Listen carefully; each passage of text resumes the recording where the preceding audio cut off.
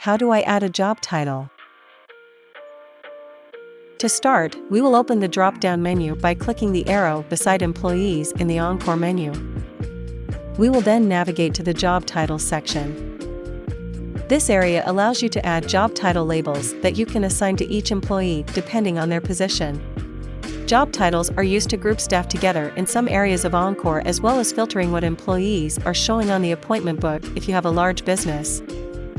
Type into the Add New Job Title field and click the green Add button to add the job title. Once you have added all of your job titles, you can assign them to employees entered into the system. Navigate to the Employees menu option in the Encore menu. We have entered a few employees already.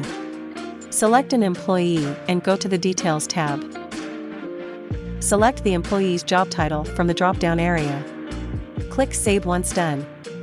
You will need to repeat this process for each employee you have. We have now added job titles. Thanks for watching.